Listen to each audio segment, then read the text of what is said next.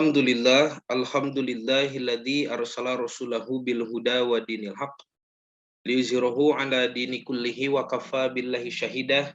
Asyhadu an la ilaha illallah wahdahu la syarikalah wa asyhadu anna Muhammadan abduhu wa rasuluhu alladzi la nabiyya ba'dah, amma ba'du. Bapak dan Ibu yang dirahmati Allah, puji dan syukur kehadirat Allah yang Maha Ghafur, kita bisa bertemu kembali dalam acara kajian Ba'da Zuhur. Mudah-mudahan apa yang kita laksanakan ini menjadi usaha sederhana dalam melanjutkan tradisi yang mulia, yaitu tradisi tolabul ilmi. Ya.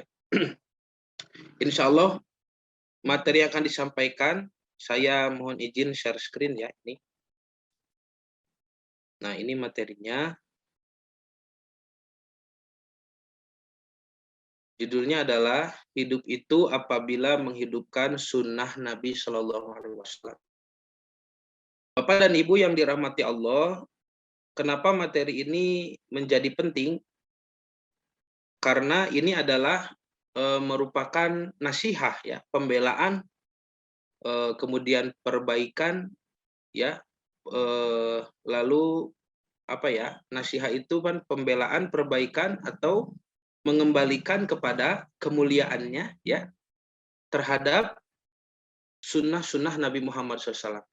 Karena Nabi Muhammad SAW di dalam hadis menjelaskan bahwa ad-dinu an-nasihah, agama ini adalah nasihah. Nasihah itu ya di dalam bahasa Arab dari kata nasoha ya.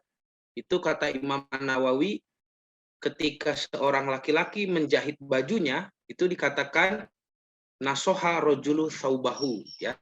Seseorang menasih bajunya atau menasoh bajunya idza khotohu, apabila dia menjahitnya.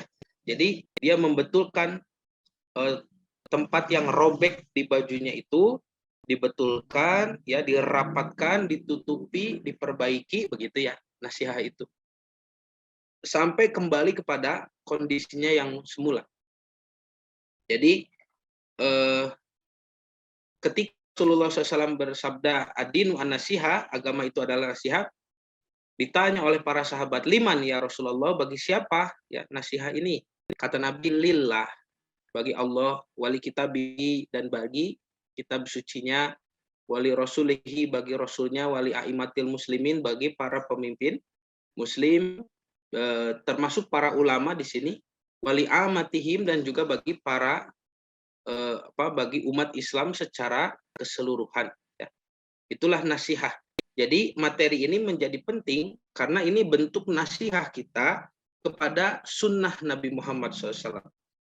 Ya, di zaman kita ini kita banyak mendengar orang-orang yang tidak paham kedudukan sunnah. Ya, tentu saja bukan umat Islam yang berusaha untuk mengamalkan ajaran Islam dengan sebenar-benarnya, tetapi yang dimaksud adalah orang-orang yang mau merusak ya, merusak ajaran Islam itu sendiri.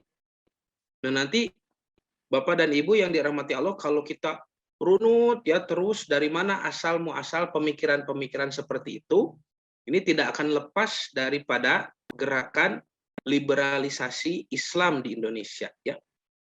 Jadi gerakan liberalisasi Islam. Dan saya pernah membahas panjang lebar ya bagaimana itu dimulainya gerakan pluralisasi ya, liberalisasi, sekularisasi begitu.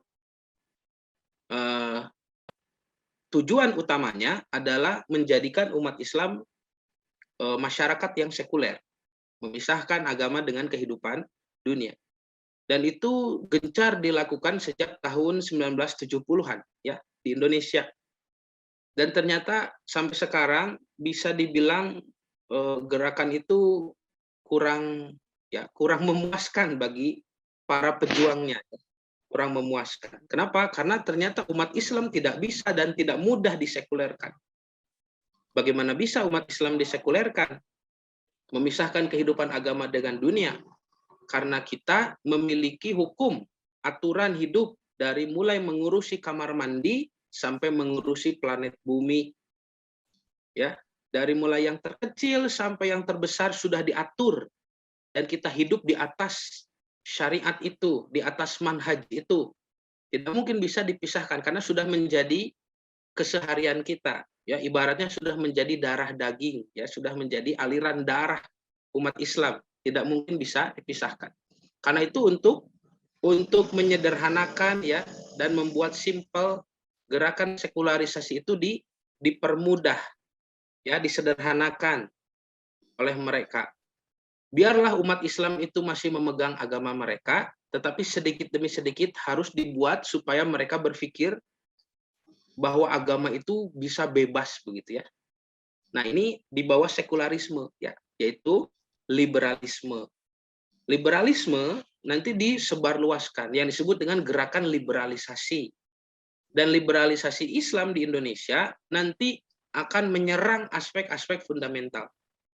Ya, saya sudah menjelaskan ini, nanti Bapak dan Ibu silakan untuk penjelasan lebih lengkap merujuk pada video tentang apa ya? Bisa tentang diabolisme intelektual ya, yang sudah dibahas dulu. Kemudian juga bisa tentang mengapa Barat menjadi sekuler dan liberal, atau juga video kajian kita yang berjudul klaim kebenaran ya dalam agama Ibrahimiyah. Nah, Bapak dan Ibu yang dirahmati Allah, maka bentuk liberalisasi Islam di Indonesia itu akan menyerang 3 aspek penting. Yang pertama adalah menyerang akidah ya. Umat Islam dipaksa supaya tidak merasa ajaran ini yang paling benar, gitu ya. Tidak merasa ajaran ini yang satu-satunya ajaran yang benar, tetapi agama yang lain pun bisa diakui sebagai agama yang benar. Nah, itu liberalisasi akidah. Bahasa lainnya adalah pluralisme ya, pluralisme agama. Jadi pluralisme agama itu bagian dari gerakan liberalisasi akidah ya. Yang kedua ada liberalisasi konsep wahyu. Al-Qur'an dan sunnah Rasul diliberalkan ya, dibebaskan. Al-Qur'an yang kita anggap teks sakral menjadi teks yang seperti teks profan ya, teks yang tidak sakral seperti novel, cerita, buku karangan. Ya, dan kemudian maksud dari ayat-ayat Quran ditafsirkan seenaknya. Tidak menggunakan ilmu tafsir karena ilmu tafsir nanti melibatkan wahyu, tetapi menggunakan ilmu-ilmu yang digandrungi ya pada zaman sekarang ini seperti ilmu hermeneutika, pengkajian bahasa ya, linguistik, sehingga menjadikan teks Al-Qur'an itu tidak lagi sakral ya. Di sini ada upaya desakralisasi, pentidaksakralan. Begitu juga dengan hadis Nabi Muhammad SAW. Nah, inilah bagian kita ya. Ini yang akan kita kaji. Jadi liberalisasi Islam dalam konsep wahyu di bidang hadis begitu ya. Banyak orang-orang yang berupaya untuk menghilangkan peran hadis dan sunnah ya dalam sumber hukum ajaran Islam. Dulu pernah ada gerakan ingkarus sunnah. Ingkarus sunnah adalah gerakan yang mengingkari keabsahan atau otoritas sunnah yang diambil dari hadis-hadis riwayat-riwayat. Ya, orang-orang yang memeluk atau menganut paham ingkarus sunnah mencukupkan diri mereka dengan Al-Quran saja. Makanya kadang-kadang gerakan ingkarus sunnah itu juga disebut gerakan Quraniyah, begitu ya, mencukupkan Quran saja. Nah, apakah pandangan ini betul? Ya, bagaimana cara kita bersikap? Apakah dan kenapa mereka tidak meyakini bahwa hadis atau sunnah itu memiliki otoritas di dalam sumber hukum ajaran Islam? Nah, yang lebih parah lagi nanti adalah gerakan mengingkari sunnah, mengingkari hadis, tetapi secara tidak langsung. Ya, secara tidak langsung, yaitu dengan cara mengeluarkan jargon-jargon atau pernyataan-pernyataan, statement di media sosial misalkan ya, atau di media cetak, atau mungkin mereka membuat buku yang mana pernyataan itu isinya seolah-olah menghilangkan peran hadis atau sunnah secara tidak langsung. Seperti contoh ucapan, mungkin Bapak dan Ibu pernah mendengar ya, ada orang yang mengatakan tidak ada perintah sholat 5 waktu di dalam Quran. Nah, pernah mendengar ya? Tidak ada perintah sholat 5 waktu di dalam Quran. Ada orang berkata seperti itu. Ya. Karena kita semua tahu bahwa Al-Qur'an menjelaskan perintah sholat secara mujmal, ya, secara ijmali, secara global begitu. Perintah mendirikan sholat dan tidak diperinci, ya. Sedangkan mubayannya, penjelasnya itu ada di dalam hadis. Kapan sholat itu bagaimana dilakukan, kaifiatnya seperti apa, Rasul menjelaskan, Rasul mencontohkan, ya. Itu kan di dalam hadis. Sehingga apabila ada orang yang menyatakan tidak ada perintah sholat 5 waktu di dalam Quran, seolah-olah, ya, dia memang menutup mata, menutup telinga kepada hadis Nabi, kan begitu, ya. Nah, Bapak dan Ibu yang dirahmati Allah. Jadi liberalisasi tadi ya, akidah, pluralisme agama, kemudian liberalisasi konsep wahyu, ya, dalam Quran dan Sunnah, dan juga yang terakhir liberalisasi hukum nanti, ya. Itu berdampak, ya, dampak dari liberalisasi konsep wahyu. Liberalisasi Quran dan hadis ini nanti berdampak juga pada liberalisasi hukum, ya. Hukum Islam yang sudah tidak ada masalah, hukum Islam yang sudah tidak ada pertentangan tentang kejelasan syariatnya, nanti dipermasalahkan ulang, ya. Nah, itulah. Jadi Bapak dan Ibu yang dirahmati Allah, menjaga agama tidak bisa dengan cara kita soleh sendirian, tidak bisa, ya. Tetapi menjaga agama ini kita harus berjamaah, ya. Seperti firman Allah, a'udzubillahi minasyaitonirrajim, wa'tasimu bihablillahi jami'an wala tafarraqu. Berpegang teguhlah kepada tali Allah ini secara bersama-sama, ya, jami'an, berjamaah. Wala tafarraqu, dan janganlah berpecah belah, begitu, ya. Nah, maka kajian kita hari ini insya Allah dikhususkan, difokuskan pada membahas tentang sunnah Nabi, ya, tentang hadis Nabi. Ya, ini untuk menjawab orang-orang yang meragukan otoritas sebuah hadis, kedudukan hadis di dalam sumber hukum Islam. Nanti juga ada, ya, orang yang menyatakan tidak hanya tadi, ya, bahwa seolah-olah sumber hukum itu harus Quran saja, tapi juga ada yang menyerang langsung kepada hadis Nabi. Seperti misalkan ucapan orang yang mengatakan bahwa hadis-hadis yang tertulis sekarang ini, kitab-kitab hadis ini, tidak semuanya, mohon maaf, kitab hadis ini kan yang paling bagus itu kualitas riwayatnya adalah Sahih Bukhari dan Sahih Muslim. Dan umat Islam dari dulu meyakini bahwa kitab Imam Bukhari, Al-Jami'us Shahih, yang 4 jilid itu, ya, yang 4 jilid itu isinya sekitar 7.000 hadis, itu hadis yang sahih semuanya, ya, artinya 100% itu ucapan Rasulullah SAW. Nah, tetapi di zaman kita juga akhir-akhir ini ada yang mengatakan, oh, hadis di Bukhari juga ada yang tidak sahih, begitu, ya. Atau guru-guru Imam Bukhari pun ada yang merupakan orang-orang yang tercela atau orang-orang yang cacat, ya. Nah, jadi pendapat-pendapat seperti itulah yang mungkin menjadi perhatian kita, ya, sehingga saya pribadi memilih tema ini untuk kita kaji. Nah, Bapak dan Ibu yang dirahmati Allah, kita mulai dengan hadis riwayat Bukhari dan Muslim, ya, rahimahumallah, bahwasanya Rasulullah Shallallahu Alaihi Wasallam mengumpamakan, menganalogikan Al-Quran dan Sunnah itu tak ubahnya seperti hujan deras. Ya, ini dari Abu Musa Al-Asy'ari radhiyallahu an, qala, ia berkata, qala Nabiyyu sallallahu alaihi wasallam, bersabda Nabi Muhammad SAW, "Mathalu ma ba'atsani Allahu bihi minal huda wal ilmi," perumpamaan apa yang telah Allah turunkan kepadaku dari petunjuk dan ilmu, kama sali goisin, tak ubahnya seperti hujan, ya, gois, hujan deras. Beda dengan al-mator, ya. Ini goif, hujan, asoba ardon, yang menimpa bumi. Fakanat min hatoifatun. Jadi di antara tanah yang menerima air hujan itu, toifatun toyibatun, ada tanah yang berkualitas bagus, ya.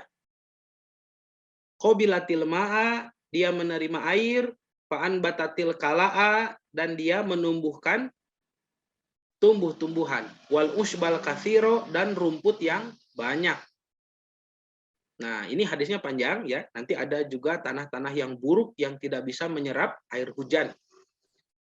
Nah, di sini saya potong sampai kualitas tanah yang bagus. Ini hanya untuk membuktikan saja bahwa Nabi Muhammad SAW pernah menganalogikan ilmu ya Al-Quran dan Sunnah itu dengan air hujan.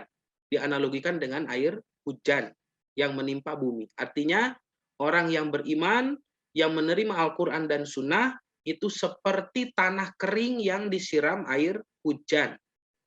Ya, maka tanah itu menjadi basah dan menjadi subur. Maka kebasahan dan kesuburannya itu adalah kehidupan. Umurnya yang makmur, begitu ya. Umurnya yang makmur. Jadi Bapak Ibu jika ingin makmur umurnya, maka tidak mungkin dilakukan ya memakmurkan umur itu kecuali usahanya adalah dengan cara beribadah ya, mengamalkan Al-Qur'an dan Sunnah. Nah, orang-orang yang sudah menerima Al-Qur'an dan Sunnah, artinya beriman kepada Quran, maka dia dianggap sebagai orang yang hidup, seperti tanah yang hidup. Ya.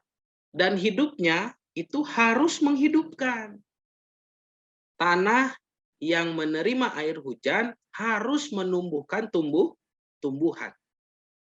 Ini seperti orang yang beriman dituntut untuk beramal soleh begitu. Bohong orang yang mengatakan saya beriman tetapi tidak beramal soleh, bohong itu imannya. Karena iman dan amal soleh adalah sebab akibat ya. Makanya ada orang yang tidak beriman tapi dia berusaha beramal soleh. Oleh Quran disebutnya orang-orang munafik. Di dalam surah Al-Baqarah kan disebutkan orang-orang munafik. Dia ikut sholat, dia ikut saum, dia mengeluarkan zakat tetapi tidak ada keimanan. Ya, dia melakukan itu karena takut kepada orang Islam saja. Ya, itulah orang-orang munafik. Mereka berislam tetapi tidak beriman. Ya, sedangkan orang-orang yang ada keimanan di dalam hatinya, mereka pasti berislam. Jadi orang yang melaksanakan rukun Islam belum tentu beriman. Ya. Tetapi orang yang beriman sudah pasti akan melaksanakan rukun Islam karena itu buah daripada keimanannya. Nah, maka tanah yang basah itu menumbuhkan tumbuh-tumbuhan seperti orang yang beriman menerima Quran dan Sunnah, dia hidup dan hidupnya itu menghidupkan syariat, menghidupkan amal soleh. Nah, Bapak dan Ibu yang dirahmati Allah, ketika kita berbicara tentang menghidupkan sunnah Nabi, ada satu ayat di dalam Al-Quran, dari sekian banyak tentu saja ayat-ayat tentang isyarat mentaati Rasulullah SAW. Saya kutip surah Al-Hasyr ayat ke-7. Ini banyak diperbincangkan di dalam kitab-kitab ulumul hadis, ya, kitab yang menjelaskan tentang ilmu-ilmu hadis. Al-Hasyr ayat 7, Allah Subhanahu wa taala berfirman, A'udzubillahi minasyaitonirrajim, wa ma atakumur rasulu fakhuduhu. Dan apa yang diperintahkan oleh Rasul kepadamu, maka terimalah. Wa manahakum anhu fantahu. Dan apa yang dilarangnya kepada kalian, fantahu, maka tinggalkanlah. Wattaqullaha, dan bertakwalah kepada Allah. Innallaha syadidul iqab, sesungguhnya Allah maha keras siksaannya. Nah, Bapak dan Ibu yang dirahmati Allah, di sini ada dua kalimat penting. Yang pertama adalah ya. Atakum ini. Wama atakum rasul, ya. Dan kalimat satu ya, ini kalimat satu atakum, kita garis bawahi. Kemudian yang kedua mungkin itaku, kan tentang takwa sudah pernah dijelaskan ya. Takwa itu apa? Mungkin kita jelaskan ini iqab ya, al-iqab. Jadi ancaman bagi orang yang tidak menjalankan sunnah. Ancaman bagi orang yang menolak perintah Rasul.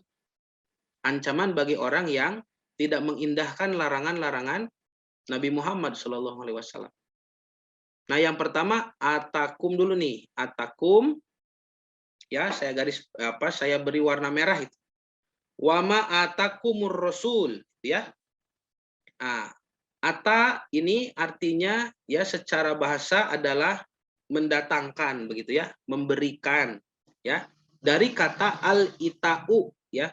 Ini mohon maaf Arabiknya saya tidak bisa saya tulis karena di di desain ya, desain PowerPoint yang ini, yang putih ini ketika saya menulis Arabik itu selalu error ya. Mungkin karena teksnya yang saya tidak sempat membereskan. Jadi karena tadi membuatnya itu agak mendesak waktunya ya. Jadi saya tulis saja dengan huruf alfabet ya. Al-ita'u ini harusnya pakai huruf Arab kan, al-ita'u gitu ya. Ita'u gitu ya. Artinya memberi. Berasal dari kata al-ityanu, ityan, yang artinya datang dengan mudah ya. Jadi Rasulullah SAW sudah memberikan, sudah memudahkan begitu. Ya. Dan kata al-ityan ini digunakan untuk datang membawa sesuatu berupa benda ataupun yang non benda ya, seperti perintah atau juga pemikiran. Jadi bisa berupa benda fisik ataupun non fisik begitu ya. Jadi ketika Rasul memberikan perintah, Rasul memberikan ajaran, itu pun dalam bahasa Arab bisa disebut al-ityan ya. Al-ita'u ya, memberikan bisa. Pada ayat di atas ya, wa ma atakumur rasul. Berarti Rasul datang dengan membawa perintah. Karena pada ayat selanjutnya ada kata sebalik daripada perintah. Meskipun di ayat itu tidak disebut perintahnya amru ya. Al-amrunya tidak disebut, tetapi setelah kalimat itu nanti ada larangan yaitu wa manahakum anhu. Ya, dari kata nahyun artinya larangan. Maka mafhumnya ya yang bisa kita pahami yang dimaksud dengan atakum di sini yang didatangkan oleh Rasul bukan Rasul mendatangkan yang lain tetapi mendatangkan perintah-perintah ya. Dan Bapak Ibu, selama Rasulullah SAW hidup, apa yang diperintahkan oleh Allah untuk diajarkan itu oleh Nabi sudah disampaikan. Saat itu para sahabat berkumpul bersama Rasul dan Rasul pernah mengatakan hal balagetu. Ini sudah di akhir-akhir tahun kehidupan beliau ya. Hal balagtu, apakah aku sudah menyampaikan? Kata para sahabat, bala ya Rasulullah. Tentu saja wahai Rasulullah. Lalu Nabi mengangkat tangannya ke langit dan Nabi mengatakan Allahumma syahidna. Ya Allah, saksikanlah saya sudah menyampaikan apa yang harus diajarkan. Artinya tidak ada yang terlewat. Dan di dalam hadis lain Nabi mengatakan, coba perhatikan hadis ini ya. Saya lupa tidak dicantumkan ya, tapi dengarkan sajalah. Nabi bersabda, ma taraktu syai'an yuqarribukum ilal jannah illa wa qad amartuhu bihi. Ma taraktu syai'an, aku tidak meninggalkan satu perkara pun yuqarribukum ilal jannah yang bisa mendekatkan kamu kepada surga illa wa qad amartuhu bihi, kecuali aku sudah perintahkan. Artinya apa yang Nabi perintahkan itu, yang sedikit itu tidak usah ditambah-tambah. Karena dengan yang sedikit itu sudah cukup untuk mendekatkan diri kepada surga, kepada Allah. Bagaimana kalau ditambah sedikit saja baik, apalagi ditambah? Nah, itu kan logika, bukan agama. Kalau logika kan aklun, masuknya ilmu akli. Kalau agama bukan ilmu akli, tapi ilmu nakli. Ilmu tentang mengutip. Harus dikutip, Bapak mau melaksanakan ibadah apa? Sholat. Kutip mana perintahnya, mana contohnya, mana kaifiatnya, dikutip. Oh ini dari Quran ini. Agama adalah ilmu kutipan, ya, bukan ilmu akal. Secara sumber agama itu dari kutipan, dari nakli. Karena itu ketika Nabi mengatakan tidak ada yang aku lewatkan, sesuatu yang bisa mendekatkan kalian kepada surga, kecuali aku sudah perintahkan. Artinya kita harus tepat dengan perintah-perintah itu. Tidak bisa terlalu lebih, tidak bisa juga kurang. Karena kalau Nabi sudah mengancam juga, la takdzibu alayya, jangan berbohong atas namaku. Dikatakan ini ajaran Islam, ini ajaran Nabi Muhammad, padahal bukan. Nabi tidak pernah mengajarkan. Dia melebih-lebihkan itu. Faman kadzaba alayya muta'ammidan falyatabawa maq'adahu minan nar. Wa na'udzubillah. Barang siapa yang sengaja berbohong atas namaku, maka siap-siaplah tempat duduknya di dalam neraka. Ada juga Nabi bersabda, man amila amalan laisa alaihi amruna fahuwa raddun. Ini jelas sekali. Man amila amalan, barang siapa yang mengamalkan, malaisa alaihi amruna, yang tidak kami perintahkan, ya, fahuwa raddun, maka amalan itu tertolak. Dan bukan hanya amalnya saja yang tertolak, tetapi nanti orang-orangnya pun ditolak. Di mana mereka ditolak? Di Telaga Kausar. Hadisnya sahih. Menjelaskan ketika kita di padang mahsyar nanti, kita beristirahat di Telaga Kausar. Lalu Nabi Muhammad SAW diberikan gelas yang paling bagus terbuat dari intan permata seperti bintang-bintang yang bertaburan, nanti gelasnya banyak, Nabi ambil satu, lalu Nabi menceduk dari Telaga Kausar itu dan minum di sana, karena kita capek ya berjalan jauh dan padang mahsyar ya, luar biasa suasananya waktu itu nanti. Lalu para sahabat Nabi pun minum, lalu umat Nabi Muhammad SAW semua minum, kita semua minum, ya insya Allah. Dan ada sekelompok orang yang ditahan oleh malaikat. Lalu Nabi menegur malaikat. Kenapa ditahan? Ini umatku, kata Nabi Muhammad. Lalu malaikat itu mengatakan, ya Rasulullah, Anda tidak tahu apa yang mereka lakukan sepeninggalmu. Ya, apa yang mereka lakukan sepeninggalmu? Mereka menambah-nambah ajaranmu, mereka mengurangi ajaranmu. Lalu apa yang dikatakan Nabi? Suhkon, suhkon, begitu kan? Dalam hadisnya. Ya, jauhkan mereka. Ya. Dari hadapanku, kata Nabi. Diusir oleh Nabi. Ya, orang-orang yang berani menambah-nambah ajaran Rasul itu diusir. Nah, Bapak dan Ibu yang dirahmati Allah. Ini penjelasan dari Imam Ar-Raghib Al-Asfahani dan juga di dalam tafsir Al-Qurtubi ya, penjelasan Imam Al-Qurtubi. Kemudian al-iqab. Al-iqab itu adalah artinya siksaan. Al-iqab berasal dari kata al-aqib. Al-aqibu secara bahasa artinya tumit.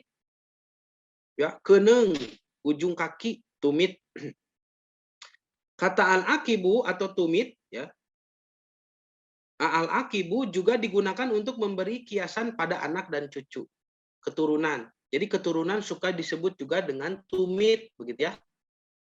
Kalau waktu di episode tentang Al-Abtar, keturunan juga disebut sebagai ekor ya. Kalau di sini juga ada ilmu baru, tambahan baru dari Imam Ar-Raghib ya, seorang ulama ahli bahasa ini juga suka disebut aqib ya, tumit. Dari kata inilah terbentuk kata al-uqba, pakai alif memdudah, alif bengkong kalau dibilang ya, alif bingkeng. Al-uqba. Al-uqba itu adalah balasan yang baik. Ya. Al-uqba. Nanti ada juga al-aqibah. Al-aqibah itu juga pahala dan siksa. Tidak merujuk pada kebaikan atau keburukan, tetapi umum, akibah. Dan ini sudah menjadi bahasa Indonesia, akibat gitu ya. Akibat dari perbuatanmu. Nah, akibat itu bahasa Arab ya. Kemudian lahir juga istilah al-uqubah, lalu al-mu'aqobah, dan al-iqob. Itu kalimat-kalimat yang maknanya khusus untuk balasan kejelekan. Bisa dipahami ya? Jadi iqob yang ada di ayat itu, di surah Al-Hasyr ayat 7, adalah bentuk dari aqib yang artinya tumit, atau uqba atau akibat ya, artinya balasan ya. Tetapi kalau berbentuk uqba itu balasan kebaikan, kalau iqob ini balasan keburukan. Sedangkan apabila disebut keduanya, balasan yang baik, ada juga yang buruk, maka kalimatnya adalah aqibah, ya. Nah, jadi ayat di atas bermakna dan apa yang didatangkan dari Rasul oleh Rasul dari baik berupa perintah ataupun larangan, begitu ya. Fakhuduhu, maka terimalah, ambil. Wa manahakum anhu, dan apa yang dilarangnya, fantahu, maka tinggalkanlah. Wattaqullaha, dan takutlah kepada Allah, ya, bertakwalah kepada Allah. Innallaha syadidul iqab, ini ancamannya bagi orang yang tidak menerima perintah Rasul dan tidak mengindahkan larangan dari Rasul, yaitu syadidul iqab, ya, siksaan yang keras. Nah, ayat ini katanya sababun nuzulnya, sebab turunnya ayat ini adalah mengenai harta fai, ya. Harta fai. Jadi ada pembagian harta, ya kan, ada gonima, ya, harta rampasan perang, ya. Ada harta fai, harta pembayaran nanti. Ketika ayat ini turun, memang ada perselisihan, begitu ya, terkait dengan jatah, ya, atau nominal yang harus dibayarkan ataupun harus diterima. Jadi harta rampasan yang diperoleh dari musuh dengan tanpa terjadinya peperangan, ya. Kalau terjadi dulu peperangan namanya gonimah, gitu ya. Kalau tidak ada peperangan, musuh menyerah langsung, ada juga yang kabur, ya, tunggang langgang, kemudian ya hartanya diambil oleh umat Islam, dimanfaatkan untuk fisabilillah, untuk pasukan muslim, itulah harta fai, ya. Akan tetapi berlaku umum juga, maksudnya meskipun ayat di atas adalah sebab turunnya tentang harta fai, akan tetapi makna dari ayat itu harus menerima perintah dan larangan Rasul, dan kalau tidak, ya, kalau tidak menerima atau menolak, ya, kalau dia menolak maka akan disiksa dengan siksaan yang keras, ya. Itu juga berlaku umum pada setiap perintah dan larangan, semuanya, tidak hanya tentang harta fai saja. Meskipun ayat ini sababun nuzulnya adalah tentang harta fai. Nah, mana dalilnya bahwa ayat ini bermakna umum terhadap semua perintah Nabi, bukan hanya perintah tentang aturan harta fai itu. Di dalam hadis Ibnu Mas'ud nih, ya, bahwasanya diriwayatkan ayat di atas pernah dibacakan oleh Ibnu Mas'ud, ya, sahabat Nabi radhiyallahu an, yang mana di dalam dialognya Ibnu Mas'ud mengajarkan bahwa ayat ini berlaku umum, ya, berlaku sebagai perintah mentaati sunnah Nabi Muhammad SAW. Ini hadisnya. Jadi Ibnu Mas'ud mengatakan, qala Rasulullah SAW, Rasul bersabda, la'anallahul washimat wal mustaushimat wan namisot wal mutanammisot, gitu ya, wal mutafallijat lil husnil mughayyirat khalqallah. Jadi Allah melaknat, ya, orang-orang yang di sini kan pakai alif ta, ya. Ini artinya adalah perempuan, ya. Nih supaya Bapak Ibu jelas, ini ya. Jadi Allah Subhanahu wa taala melaknat wanita yang bertato dan wanita yang minta ditato, ya. Itu mustausyimat tadi, ya. Wanita yang bertato dan yang meminta ditato, ya. Kemudian wana misot wal mutana misot, artinya wanita yang mencukur bulu wajahnya, alisnya dikerok begitu, tidak boleh, ya, tidak boleh, itu hukumnya ini dilaknat oleh Allah. Kemudian dan yang meminta dikerok atau dicukur bulu wajahnya. Kemudian wal mutafallijat, dan juga orang yang wanita yang dikikir giginya, ya, giginya dikikir, dihilangkan sebagian, karena dulu ada ngetren, ya, di zaman Nabi itu, kalau giginya ada spasi, ada renggang ya, ada renggang itu bagus gitu. Ya, cantik begitu. Kalau giginya renggang.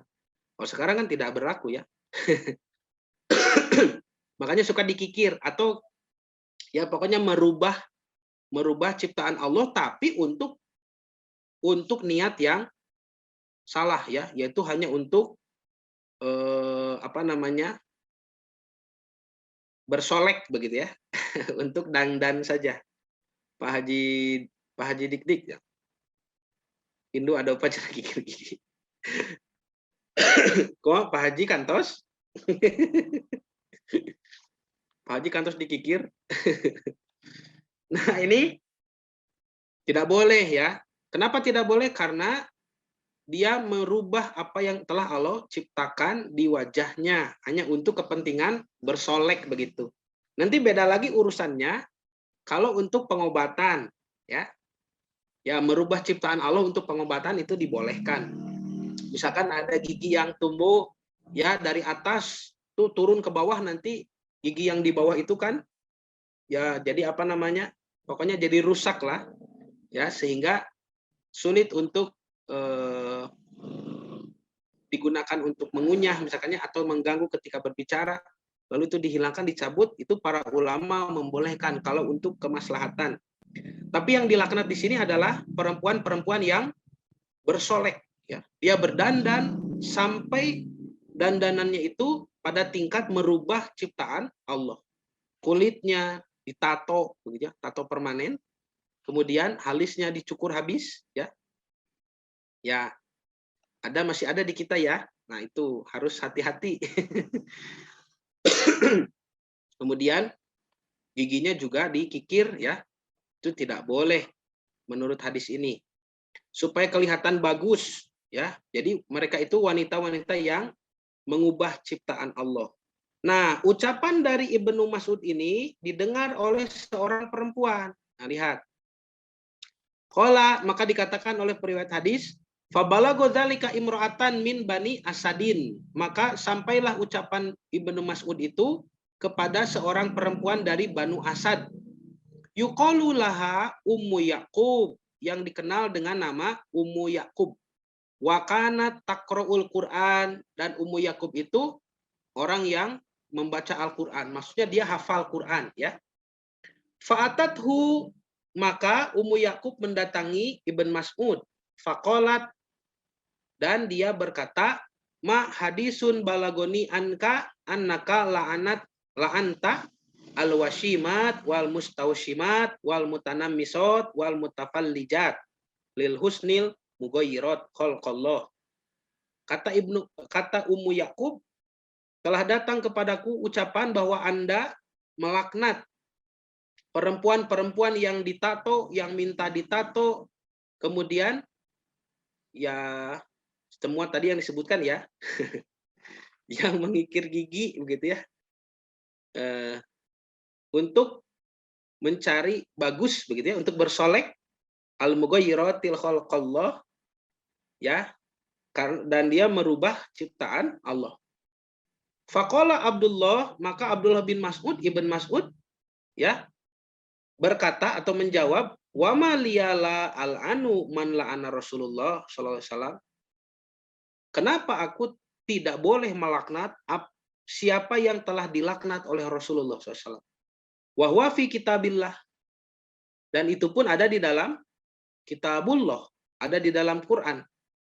Faqalatil mar'atu, maka perempuan itu, maksudnya Ummu Yaqub, menjawab, laqad qara'tu ma baina lauhayil mushaf fama wajadtuhu. Saya ini sudah membaca semua isi Quran dan saya mempelajari Al-Quran, kata Ummu Yaqub, wama fama wajadtuhu, tetapi saya tidak menemukan di mana ayat mana yang melaknat perempuan yang ditato, yang minta ditato, yang mengikir gigi begitu ya. Di mana ayatnya?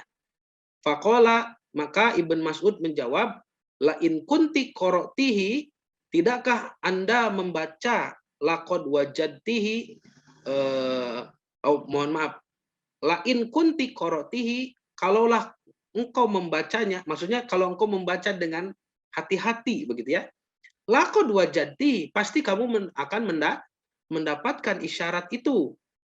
Qala Allahu azza wa jal, bukankah Allah Subhanahu wa taala telah berfirman? Lalu di sini Ibn Mas'ud membacakan surah Al-Hasyr ayat 7. Wa ma atakum rasul fakhuduhu wa ma nahakum anhu fantahu. Ya. Ini. Jadi kata wanita ini tidak ada di dalam Quran ayat yang melaknat wanita-wanita itu. Wanita yang disebutkan ya, wanita yang ditato, minta ditato, yang mencukur wajahnya, mencukur bulu ya, mencukur bulu wajahnya, yang meminta untuk dicukurkan, ya. Kemudian yang mengikir gigi, karena tidak ada di dalam Quran. Kata Ibn Mas'ud, kalau Anda membacanya secara cermat, dengan berpikir secara ya cermat, maka Anda akan bisa memahami ayat-ayat yang merujuk pada larangan itu atau laknat itu. Ternyata Ibn Mas'ud membacakan surah Al-Hasyr ayat 7, ya. Dan apa yang diperintahkan Rasul kepadamu terimalah, wa ma'takum, ya. Rasulu fakhuduhu, yang tadi ya, wa manahakum anhu fantahu, itu dibacakan. Dan apa yang ditinggalkan, apa yang dilarangnya, tinggalkanlah. Lalu wanita itu berkata, ya, oh kalau ayat itu saya tahu, katanya ada. Lalu Ibn Mas'ud berkata, sesungguhnya Nabi SAW telah melarang hal tersebut, yaitu merubah fisik. Jadi dalam Quran hanya disebut apa yang Nabi larang, tinggalkanlah. Gitu ya. Ayat ini Ummu Yakub tahu tentang ayat itu, apa yang Nabi larang, tinggalkanlah. Tetapi Ummu Yakub tidak tahu bahwa Nabi pernah melarang wanita-wanita yang tadi. Ya. Sedangkan Ibn Mas'ud pernah mendengar, oh Nabi melarang itu. Dan itu tidak ada secara rinci di dalam Quran.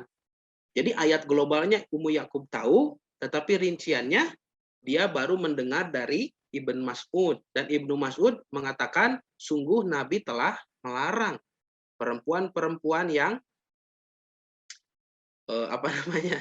Ini nanti banyak inbox masuk ya. Sebentar Ibu ya, nanti saya jawab ya. Perempuan yang ditato, ya minta ditato, yang mencukur rambut di wajah, ya, atau yang meminta dicukurkan, lalu yang mengikir gigi dengan maksud untuk bersolek atau berdandan dan sampai merubah fisik, ya, merubah fisik. Apalagi operasi plastik itu juga tidak boleh ya. Sekedar mencukur rambut ini saja kan tidak diperkenankan, tidak dibolehkan, ya.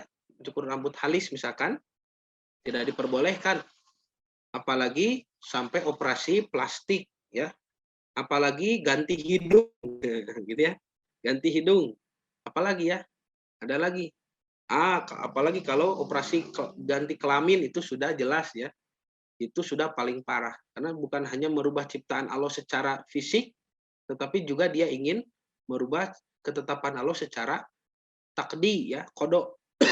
Kodok itu kan ketetapan yang tidak bisa dirubah. Maksudnya kodo dan kodar ya. Kalau kodar kan masih bisa dirubah oleh doa dan ikhtiar. Kalau kodo tidak bisa. Salah satu di antara contohnya adalah jenis kelamin ya. Bapak sebagai laki-laki, ibu perempuan itu sudah kodo dari Allah, tidak boleh dirubah. Nah, Bapak dan Ibu yang Allah, kita lihat di sini, karena itu dengan membaca hadis Ibn Mas'ud tadi, bagi siapapun yang menolak sunnah Rasul dengan alasan tidak terdapat di dalam Al-Quran, nah ini ya, sejatinya ia telah menolak Al-Quran itu sendiri. Ya, jadi ada orang yang mengatakan, wah tidak ada kok di dalam Quran perintah sholat 5 waktu. Nah itu kan hati-hati itu, karena secara rinci sholat 5 waktu tidak dijelaskan di dalam Quran, tetapi ada di dalam hadis. Dalam Quran kan hanya dijelaskan 3 waktu ya. Akimi sholata liduluki syamsi, itu 1. Ila gosaki laili, itu 2. Wa Qur'an al-fajri, 3. Itu surah Al-Isra. Nah, akimi sholata liduluki syamsi ini bagaimana? Belum ada kejelasan. Ya, laksanakanlah sholat ketika matahari tergelincir. Berapa rakaat? Ya, salatnya seperti apa? Menghadap kemana? Apakah ada syarat dan rukunnya seperti apa? Belum dijelaskan. Hanya dijelaskan mawaqit, waktu-waktu sholat. Ya. Dan ternyata Nabi SAW mencontohkan sholat liduluki syamsi, sholat ketika matahari tergelincir itu ada dua yang disebut dengan zuhur dan asar. Sedangkan sholat ila gosaki laili ya dan sholat ketika malam telah datang ya di kegelapan malam itu juga ada dua, maghrib dan isya. Wa di sini ada huruf wau, wa Quran al-fajri, dan sholat Quran fajar, maksudnya sholat subuh begitu. Ini terpisah sholat subuh itu pakai wau tadi tawa, wa-nya wau atof itu wau yang memisahkan dua benda yang berbeda. Jadi sholat siang, sholat malam, dan sholat subuh itu yang ada isyaratnya di dalam Quran. Dan Nabi menjelaskan di dalam hadis, sholat siang, duhur, dan asar itu satu grup, satu jenis, satu kelompok. Makanya sholat duhur dan asar bisa dijamak kosor, ya, bisa dijamak, digabung sholatnya. Ketika kita misalkan sedang mukim di kampung sendiri, mukim di rumah, lalu terjadi apa yang menyebabkan kita sulit melaksanakan sholat, apakah itu bencana alam atau banjir ya, apa saja, maka boleh dijamak sholatnya. Kalau tidak memungkinkan ya, atau bapak ibu sudah sepuh, sudah tua, sering keluar air kencing, maaf ya, tidak bisa terlalu lama menjaga wudhu, maka Nabi memberi solusi supaya sholatnya didekatkan waktunya, yaitu duhurnya diakhirkan dekat waktu asar dan sholatnya dijamak.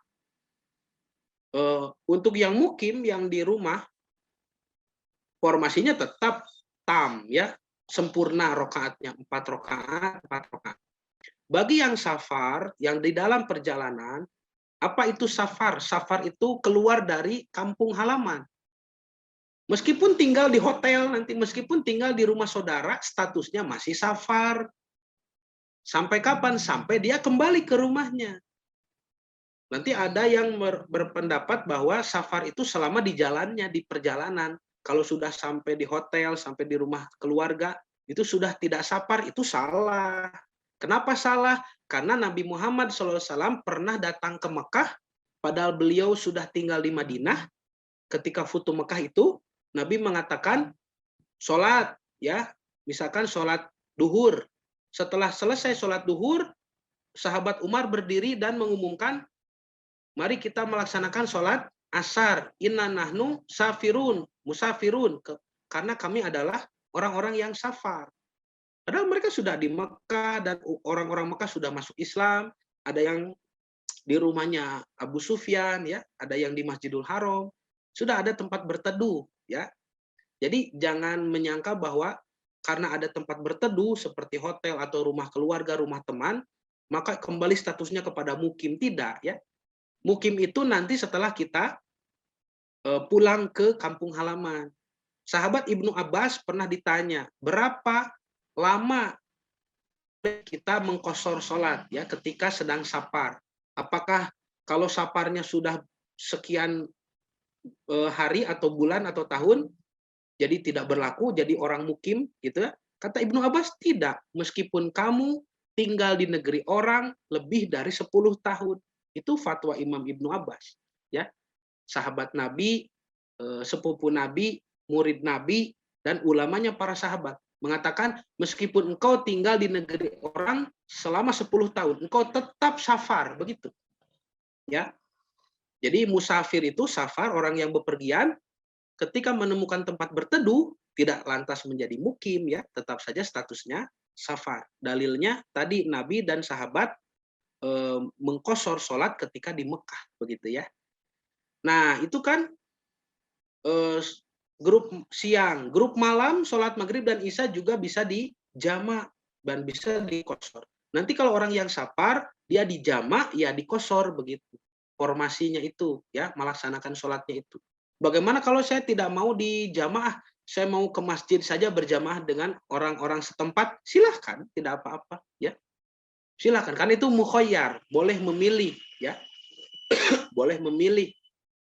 semua ibadah yang diwajibkan ketika kita sedang berada dalam kondisi safar, hukumnya jadi boleh memilih, ya. Seperti saum. Saum Ramadan wajib itu, ya, tidak boleh dibatalkan. Tetapi kalau sedang safar, Nabi mengizinkan untuk dibatalkan, ya. Sedang bepergian, kita kewalahan, ya sudah, batal bocor saumnya. Dan itu pernah terjadi di zaman Nabi, ya. Semua sahabat bocor ketika Ramadan sedang safar, hanya Nabi Muhammad SAW dan sahabat Hudzaifah al-Yamani yang tidak bocor, ya. Dan nanti yang bocor itu diganti dengan saum di hari yang lain di luar Ramadan, dikodok begitu, ya, dikodok. Nah, Bapak dan Ibu yang dirahmati Allah, sedangkan sholat subuh itu sholat yang terpisah, tidak bisa digabung ke duhur, tidak bisa ditarik ke isya, begitu, ya. Tidak bisa di jamak qashar atau di jamak, ya, subuh dengan isya atau subuh dengan duhur, karena ada wawu atop tadi, wal qur'anal fajri, dan sholat fajar, ya, dipisah itu, tidak satu grup dengan sholat siang, tidak satu grup dengan sholat malam. Rincian dari surah Al-Isra itu, ya, tentang perintah sholat 5 waktu itu kita dapati di dalam hadis. Tapi sekarang kita mendengar ada orang yang mengatakan tidak ada perintah sholat 5 waktu di dalam Quran. Ini kan menunjukkan bahwa orang yang bicara itu tidak paham kepada ajaran Islam, ya, tidak paham. Nah, di sini Nabi Muhammad SAW bersabda, hadis riwayat Imam At-Tirmidzi, ada juga yang membaca Turmudi. La ulfiyanna ahadukum muttaqian ala arikatihi ya'tihil amru min amri mimma umirtu bihi au nahaitu anhu fayaqulu la adri wa ma wajadnahu fi kitabillah ittaba'nahu. Kata Nabi, akan didapati seorang dari kalian bersandar di atas kursinya. Dia punya kedudukan enak nih, ya, duka janten naon ya. Kemudian datang kepadanya perintah atau laranganku, disodor kepadanya urusan ini, perintah Nabi itu seperti ini, dan Nabi melarang seperti itu. Maka orang itu berkata, wah, saya tidak tahu perintah Nabi seperti ini. Jika kami dapati di dalam Kitabullah, di dalam Quran, tentu kami akan mengikutinya. Tuh, ya. Jadi dia seolah-olah mencukupkan isyarat dari Al-Quran saja, dan tidak mau mengindahkan perintah dan larangan dari Nabi Muhammad SAW. Apa bedanya ini dengan orang-orang sekarang yang mengatakan tidak ada perintah sholat 5 waktu di dalam Al-Quran. Tidak ada pernyataan tegas di dalam Quran bahwa Allah itu Tuhan dan harus disembah. Coba. Kan itu orang-orang sekarang ada yang bicara seperti itu, ya. Orang-orang liberal. Nah, ini hati-hati karena Nabi SAW sudah menceritakan tentang nasib mereka di dalam hadis. Nih, Nabi sudah tahu akan ada orang-orang seperti itu, ya. Nah, maka berpegang teguh pada hadis Nabi SAW harus sama eratnya seperti kepada kitab Al-Quran. Nanti saya jelaskan kenapa hadis sunnah Nabi itu dibutuhkan oleh Quran. Dan kenapa Allah menakdirkan itu. Apa fungsi hadis dan sunnah bagi Al-Quran. Jadi sekarang dijelaskan, ya. Dengan demikian, seseorang tidak akan pernah menyepelekan sunnah Nabi, walaupun bertentangan dengan hawa nafsunya, perasaan, dan akal pikiran. Nabi SAW bersabda dalam satu hadis, "Faman rogiba an sunnati, falaisa minni." Barang siapa yang enggan dengan sunnahku, maka bukan dari golonganku. Tuh, coba. Bagaimana bisa mengatakan cukup, ya, dengan Quran, gerakan Qur'aniyah atau gerakan inkaru sunnah? Padahal Nabi sudah mengancam sekeras ini, ya. Nah, ternyata Bapak dan Ibu yang dirahmati Allah, ini bukan sedang menjelaskan, oh berarti Quran itu tidak sempurna dong. Ya, berarti Quran itu tidak sempurna dong. Kenapa perlu bantuan hadis untuk penjelasannya? Bukan begitu. Ya, Quran sudah sempurna secara kalamullah. Tetapi untuk memahami Quran, otak kita tidak sampai. Karena apa yang dituliskan oleh Allah di dalam Quran, firman Allah itu memiliki nilai bahasa yang tinggi, ya. Bahkan jangankan kita orang ajam, orang non Arab, orang Arab saja harus membaca kitab-kitab tafsir, harus membaca kitab-kitab penjelasan terkait dengan ayat Al-Quran. Di mana diturunkan, sedang ada kejadian apa, bagaimana konteksnya. Kalau kita semata-mata hanya membaca secara tekstual, itu akan jauh dari apa yang dimaksud oleh Allah Subhanahu wa Ta'ala. Seperti tadi kan, tentang perintah sholat. Bagaimana mengamalkannya? Perintah sholat oleh Allah hanya diberi bocoran, lakukan sholat ketika siang hari, ketika malam hari, dan ketika subuh. Sudah begitu saja. Tidak bisa kita paham. Ya, maka Nabi Muhammad SAW hadir untuk menjelaskan. Jadi Al-Quran itu sudah sempurna, tetapi untuk mengamalkannya kita manusia biasa tidak kuat. Maka Nabi Muhammad SAW yang diberi wahyu oleh Allah untuk menjelaskan bagaimana rinciannya. Kalau semua rincian-rincian itu ada tertulis dalam Quran sampai sedetil-detilnya, harus setebal apa Quran? Dan harus tidak mungkin terputus wahyu itu. Karena masalah manusia terus bertambah. Sekarang ada masalah pembayaran GoPay, pembayaran ShopeePay, masalah ojek online, masalah apalagi internet banking. Masa harus tertulis semuanya di dalam Quran? Ya. Jadi Al-Quran hanya menuliskan patokan-patokan umum saja. Ibaratnya kalau Bapak dan Ibu masuk jalan tol, rambu-rambu Quran itu seperti tulisan secara umum menuju Jakarta sekian puluh kilometer. Sudah saja. Ya. Menuju Bandung sekian puluh kilometer. Sudah. Ya, Tasikmalaya sekian puluh kilometer. Itu petunjuk-petunjuk Quran. Petunjuknya global, mujmal. Tidak ada ya rinciannya. Nanti beloknya kemana, nanti awas hati-hati jalan licin, atau jalan berkelok-kelok, atau kurangi kecepatan, atau dilarang mendahului dari jalur kiri, begitu ya. Itu tugas hadis, ya. Jadi ketika kita dari Bandung melihat menuju Jakarta, Jakarta sekian puluh kilometer menuju ke sana, itu Quran. Nanti setelah kita belok ke arah Jakarta, nanti di perjalanan ada tanda berapa kilometer lagi, ada tanda ya dilarang berhenti, ada tanda kurangi kecepatan, ada batasan harus berapa kilometer per jam, itu hadis. Seperti itulah analoginya ya. Jadi yang merinci begitu ya, merinci aturan atau petunjuk global itu ya, fungsi hadis itu. Nah, sekarang kita lihat di sini. Jadi surah Al-Hasyr ayat 7 ini juga merupakan isyarat bagi kita sebagai kedudukan ya, sebagai kedudukan hadis atau otoritas hadis di dalam hukum Islam. Nah, misalkan di dalam hadis juga disebutkan hadis riwayat Imam Abu Dawud ya, Imam Ahmad dan Imam At-Tirmidzi atau Turmudi.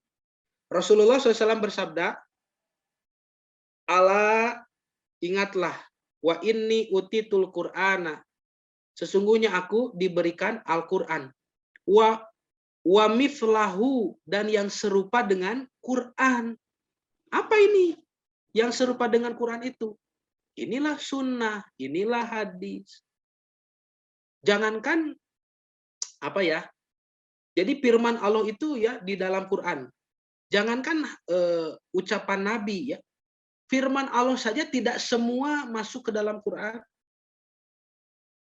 Jadi jangan mengharapkan hadis dan sunnah Nabi itu harus tertulis di dalam Quran. Tidak bisa, karena terlalu banyak, terlalu panjang penjelasannya. Ya. Bahkan firman Allah saja tidak semuanya masuk ayat Quran. Kan ada firman Allah yang menjadi hadis qudsi. Kemarin kita jelaskan ya, ketika menjelaskan ma'isyah dongkak, kehidupan yang sempit. Rasul bersabda, qala Allahu ta'ala, Allah ta'ala berfirman, ya bena Adam, itu kan? Wahai anak Adam, tafarrog li ibadati, sempatkanlah waktu untuk beribadah kepadaku. Kan itu ucapan Allah, tapi tidak masuk ke dalam Quran. Masuknya ke dalam hadis. Artinya menolak hadis juga menolak sebagian firman Allah. Ada lagi nanti hadis qudsi tentang surah Al-Fatihah yang mana kalau kita baca tiap satu ayat, Allah ternyata menjawab bacaan kita itu. Ya, kata Allah, aku membagi, begitu ya, dua bagian, sholat hambaku dengan aku. Idza qara abdu, ya, apabila hamba membaca Bismillahirrahmanirrahim, Alhamdulillahirabbil alamin, qala Allah Ta'ala, Allah menjawab, hamidani abdi, hambaku memujiku. Idza qala abdu, apabila hamba itu menjawab, membaca Ar-Rahmanir-Rahim, ya, qala Allah Ta'ala, Allah menjawab, asna alayya abdi, hambaku menyanjungku. Tuh, Pak. Malik Yaumiddin, Allah menjawab, majjadani abdi, hambaku mengagungkan aku. Itu kan di dalam hadis sahih ada. Jadi membaca Al-Fatihah itu kita berdialog dengan Allah, ya. Berdialog dengan, karena itu Nabi membaca Al-Fatihah satu ayat berhenti tarik napas. Bismillahirrahmanirrahim. Alhamdulillahirabbil alamin. Ar-Rahmanirrahim, gitu ya. Nabi itu membaca Al-Fatihah begitu. Jadi Nabi tahu bahwa di saat itu Allah sedang menjawab. Ini hadis-hadis qudsi. Bagaimana kita bisa tahu kalau hadis dan sunnah itu ditolak, begitu ya. Nah, kemudian di dalam riwayat Imam At-Tabarani, Rasulullah SAW bersabda, Allahumma arham khulafai, ya Allah rahmatilah khalifah-khalifahku. Kulna, kami bertanya, ya Rasulullah, waman khulafauka? Kata para sahabat, ya Rasulullah, siapa yang dimaksud dengan khulafa? Khulafanya Nabi. Ya, siapa yang menjadi khalifah Anda itu?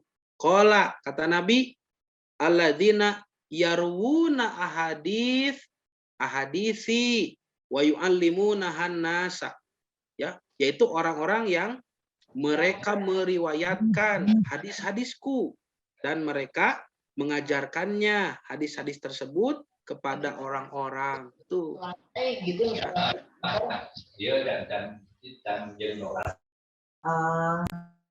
Ya, jadi lewat Imam At-Tabrani ini menjelaskan bagaimana kedudukan hadis. Ya, kedudukan hadis sangat penting. Nah, Bapak dan Ibu yang dirahmati Allah. Kemudian, qala Rasulullah SAW, Rasul pun bersabda, naddorallahu imro'an sami'a minna syai'an faballagahu kama sami'ahu farubba muballagin min sami'in. Hadis riwayat Imam At-Tirmidzi. Semoga Allah mencemerlangkan wajah orang yang mendengarkan sesuatu dariku, lalu ia sampaikan seperti apa yang telah didengarnya. Tidak sedikit orang yang menerima anjuran itu lebih paham daripada orang yang mendengarnya sendiri.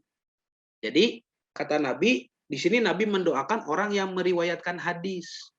Ya, orang yang mendengarkan sesuatu dariku, lalu ia sampaikan seperti apa yang telah didengarnya.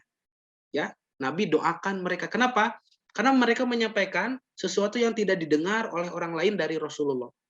Dan manfaatnya disebutkan oleh Nabi. Tidak sedikit orang yang menerima, orang yang mendengar dari orang yang meriwayatkan itu yang lebih paham nanti daripada orang yang mendengar langsung dari Nabi. Bisa jadi, ya. Jadi sahabat mendengar, ya, hadis dari Nabi, lalu sahabat mengajarkannya kepada sahabat yang lain yang tidak mendengar. Bisa jadi sahabat yang tidak mendengar langsung ini justru orang yang lebih paham dari sahabat yang mendengarkan langsung. Ya, contohnya misalkan sahabat Umar bin Khattab radhiyallahu an, kalau sedang ada kepentingan berjualan atau berkebun, ya, sehingga Umar tidak bisa ikut majelis-majelis Nabi, maka Umar memerintahkan pegawainya untuk hadir. Coba kamu hadir sekali ewang, itunya. Nanti pegawainya itu datang ke masjid Nabi, mendengarkan, setelah selesai dia kembali lagi ke tempat Umar bekerja, lalu disampaikan kepada Umar. Ya, kan ada riwayatnya begitu. Jadi Umar bin Khattab nitip rekaman kalau sekarang. Nitip rekaman gitu ya. Tetapi pakai manusia begitu. Nah, ketika dibacakan apa yang Nabi sampaikan tadi di majelis ilmu, maka orang yang mendengar langsung ini adalah pegawainya Umar bin Khattab. ya. Sedangkan yang mendengar secara tidak langsung itu adalah sahabat Umar. Bisa jadi sahabat Umar nanti lebih paham. Padahal sahabat Umar tidak mendengar langsung. Karena itulah Nabi berterima kasih kepada orang-orang yang meriwayatkan hadis. Ya. Jadi Nabi mengatakan, semoga Allah mencemerlangkan wajahnya, ya. Semoga Allah memutihkan wajahnya. Itu. Orang-orang yang meriwayatkan hadis. Ini Imam Bukhari, Imam Muslim. Wah, itu kan luar biasa pahalanya. Apakah Bapak dan Ibu bisa meriwayatkan hadis? Tentu saja bisa, tetapi jalur periwayatannya berbeda dengan periwayatan para ulama hadis. Kalau dulu kan masih dalam tahapan pengumpulan, disaring, dikitabkan. Kalau sekarang kan sudah dikitabkan. Jadi tugas Bapak dan Ibu adalah membacakan hadis yang sudah tertulis itu kepada orang lain, kepada pasangan, kepada anak, kepada cucu, kepada keluarga, kepada teman, sahabat. Sampaikan ya apa yang kita pelajari dari hadis Nabi. Maka insya Allah kita akan mendapatkan berkah dan fadilah dari doa Nabi ini. Nadorallahu imro'an sami amin nasyai'an. Ya, semoga Allah memutihkan, mencemerlangkan wajahnya orang-orang yang menyampaikan hadis dari Nabi. Begitu. Insya Allah. Nah, bagaimana ini? Jadi mempelajari hadis Nabi, ya. Kedudukan hadis Nabi begitu tinggi, ya, otoritasnya di dalam sumber hukum Islam, sehingga hukum mempelajari ilmu hadis ini adalah sangat penting. Salah seorang ulama besar, ya, Imam Sufyan Ats-Tsauri, dikenal dengan istilah Sufyanaini gitu ya. Dua Sufyan. Yang satu Sufyan bin Uyainah dan Sufyan Ats-Tsauri. Ini ulama besar ya. Imam Sufyan Ats-Tsauri berkata,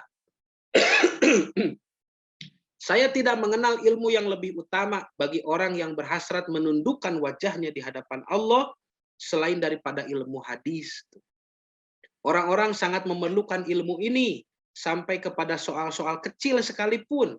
Bagaimana Nabi makan, bagaimana Nabi minum, ya, itu memerlukan petunjuk dari hadis. Kita makan, kita minum, bagaimana? Ya, dari mana kita tahu makan dengan tangan kanan, mengucapkan basmalah, lalu begini, lalu begitu, sambil duduk dan seterusnya, itu kita dapatkan dari hadis. Karena Al-Quran tidak merinci ya perkara itu. Mempelajari ilmu hadis lebih utama daripada menjalankan sholat dan saum yang sunnah, kata Sufyan Ats-Tsauri. Kenapa? Karena ibadah sunnah manfaatnya hanya untuk orang itu. Sedangkan mempelajari hadis, mempelajari ilmu, bermanfaat untuk semua orang, untuk masyarakat. Ya. Makanya dulu ada yang mengintip Imam Malik. Imam Malik terkenal ulama besar, ya. Bagaimana kesehariannya, bagaimana dia melalui waktu malamnya di rumah. Ada orang yang ngintip itu. Dilihat Imam Malik semalaman itu duduk saja di mejanya begitu. Lalu orang yang mengintip itu mengatakan, Masya Allah, kenapa ulama besar yang terkenal seperti ini? Dia tidak sholat malam, gitu. Dia tidak membaca Quran, dia tidak qiyamul lailnya, atau kalau tidur dulu ya dia tidak tahajud begitu. Maka orang yang mengintip ini ditegur oleh ayahnya, kalau tidak salah ya, ayahnya sendiri menegurnya bahwa Imam Malik duduk di mejanya adalah sedang memikirkan ilmu, ya, sedang membahas ilmu-ilmu, sedang membahas fikih, sedang membahas hadis, ya, mun bahasa urama nuju ngaderes gitu, ya, sedang menghatamkan kitab apa, sedang belajar. Dan menuntut ilmu itu, mempelajari ilmu hadis, ilmu fikih lebih bermanfaat bagi masyarakat banyak. Sedangkan sholat dan saum sunnah hanya bermanfaat untuk pelakunya saja. Begitu ya. Makanya tidak heran kalau Imam Sufyan Ats-Tsauri mengatakan, mempelajari ilmu hadis lebih utama daripada sholat dan saum sunnah. Karena mempelajari ilmu ini adalah fardu kifayah. Ya, fardu kifayah. Artinya di satu masyarakat harus ada yang mewakili. Kalau tidak ada satupun yang belajar hadis, maka dosa semuanya. masyarakat itu berdosa semuanya. Ya fardu kifayah seperti mengurusi jenazah, ya, mengurusi jenazah kan fardu kifayah. Kalau sudah ada yang mewakili sudah cukup. Tapi kalau tidak ada yang mengurus seorang pun, maka seluruhnya menjadi dosa, ya. Jadi mengurusi jenazah itu fardu kifayah. Kalau kita sudah yakin ada jenazah, ya, ada yang mengurusi jenazah di sana, di tempat jauh, ya sudah. Tidak ada sholat goib, ya. Ada sholat goib itu kalau kita ragu apakah jenazah itu diurus atau tidak. Seperti Nabi ragu kepada orang-orang yang mengurusi jenazah Najasyi, ya, raja Kristen Ortodoks dari Habasyah yang masuk Islam. Ketika Najasyi wafat, Rasulullah mensalati gaib. Kenapa? Karena takut di sana tidak dimulasarah secara Islam, begitu. Nah, maka mempelajari ilmu ini adalah fardu kifayah. Sedangkan sholat dan saum sunnah itu adalah sunnah. Dan sunnah itu fardu ain, ya, bukan fardu tapi sunnah, begitu ya. Sedangkan fardu kifayah ada temannya fardu ain. Fardu ain itu wajib bagi setiap orang. Ibadah sunnah tidak sampai wajib, kan begitu. Wajib saja tidak. Ya, ini sunnah. Sedangkan mempelajari ilmu itu wajib, tapi wajibnya adalah fardu kifayah. Selama ada orang yang mempelajari, maka tidak usah semuanya, begitu ya. Sudah cukup memenuhi permintaan Allah.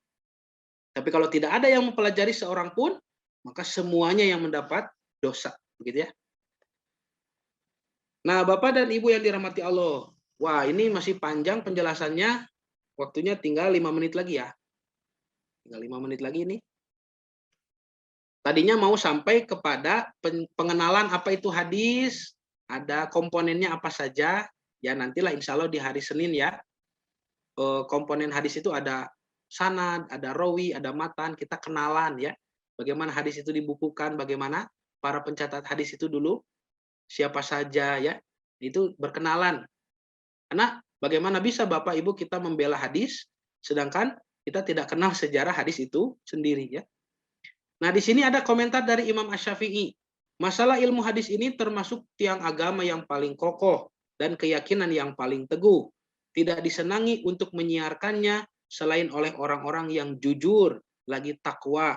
Ya, kalau orang yang tidak jujur dan tidak takwa, dia tidak akan senang untuk menyiarkan ilmu hadis. Ya, dan tidak dibenci untuk menyiarkannya. Ya, siapa nih orang-orang yang membenci untuk menyiarkan ilmu hadis? Itu selain oleh orang-orang munafik, lagi celaka. Ini kata Imam Syafi'i. Imam Syafi'i hidup di awal abad ketiga ya, yaitu sudah masuk dinasti Abbasiyah. Dan di zaman beliau, orang-orang Islam sudah ada interaksi, karena sudah ke Irak, sudah ke Persia Raya, ada interaksi dengan filosof-filosof Persia, ada interaksi dengan filosof-filosof Yunani, ya. Sehingga ilmu agama itu nanti bergabung dengan kajian-kajian ilmiah. Lalu ada orang-orang yang terlalu mendewakan rasionalitasnya, terlalu mendewakan akalnya. Mereka itu nanti menjadi orang-orang yang liberal. Di zaman Imam Syafi'i sudah ada orang-orang liberal itu, orang-orang yang disebut rasionalis, begitu ya. Jadi semuanya harus dipahami dengan akal, ya. Dan Imam Syafi'i menghadapi orang-orang seperti itu. Makanya Imam Syafi'i tahu betul, ya, ilmu hadis ini tidak disenangi, ya, kecuali ya hanya oleh orang yang jujur dan takwa. Kalau tidak jujur dan tidak takwa, tidak akan senang. Dan tidak dibenci untuk menyiarkannya, maksudnya disukai, selain daripada orang munafik lagi celaka. Artinya orang munafik dan celaka tidak senang untuk menyiarkan hadis. Makanya kita bisa tahu orang-orang liberal zaman dulu, zaman abad pertengahan itu ya, di zaman generasi Imam Syafi'i, itu kita bisa tahu dari karya tulis Imam Syafi'i. Karya-karya Imam Syafi'i banyak membahas itu. Ya. Jadi Imam Syafi'i pun menulis kitab, bahkan meriwayatkan hadis ya. Ada hadis riwayat Asy-Syafi'i ya. Kitab-kitab Imam Syafi'i apa saja? Tahu tidak? Imam Syafi'i itu menulis kitab apa saja? Itu harus tahu ya. Apalagi di Indonesia ini diakui sebagai madhab Syafi'iyah gitu ya, Syafi'i. Nah, makanya justru harus dipelajari kitab-kitab Imam Syafi'i ya. Seperti kitab Risalah ya, kitab Al-Um begitu. Itu tulisan Imam Syafi'i. Pelajari betul bagaimana Imam Syafi'i ya mengajarkan agamanya. Dan Imam Syafi'i itu tahu betul mana sunnah, mana bid'ah. Ya. Imam Syafi'i tidak mencampur aduk sunnah dan bid'ah. Imam Hakim di sini menandaskan, andai kata tidak banyak orang yang menghafal sanad hadis. Nah, nanti makanya dijelaskan sanad itu apa ya. Niscaya menara Islam roboh, dan niscaya para ahli bid'ah berkiprah membuat hadis palsu, hadis maudhu, dan akan memutarbalikkan sanad. Begitu ya. Jadi Bapak dan Ibu yang dirahmati Allah, ini pendapat dari para ulama bagaimana ilmu hadis itu adalah sangat penting ya. Nah, selanjutnya nanti kepada mengenal hadis ya. Ini kita belajar ilmu hadis sedikitlah sebagai pengenalan saja ya, karena waktunya tidak cukup. Jadi kita lanjutkan di hari Senin insya Allah ya. Sekian dulu ya yang bisa disampaikan.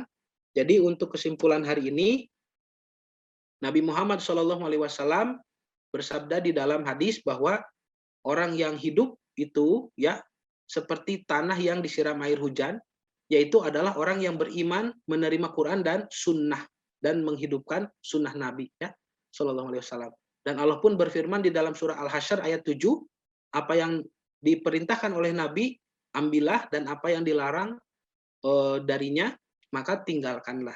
Nah, itu menjadi isyarat jelas bagi kita bahwa kedudukan hadis dan sunnah Nabi itu sangat penting di dalam sumber hukum Islam. Nanti setelahnya dijelaskan apa saja fungsi hadis terhadap Quran, gitu ya. Hadis sebagai penjelas, hadis sebagai pembatas, hadis sebagai apa saja nanti itu dijelaskan di pertemuan selanjutnya insya Allah. Bapak dan Ibu yang dirahmati Allah, mudah-mudahan apa yang disampaikan menjadi sedikit tambahan ilmu yang bermanfaat, khususnya bagi saya sendiri, dan menjadikan motivasi beribadah dan menuntut ilmu lebih tinggi. Saya tutup dengan doa Rabbana atina fid dunya hasanah wa fil akhirati hasanah wa qina adzabannar. Aqulu qauli hadza wa astaghfirullah li wa lakum. Wassalamualaikum warahmatullahi wabarakatuh.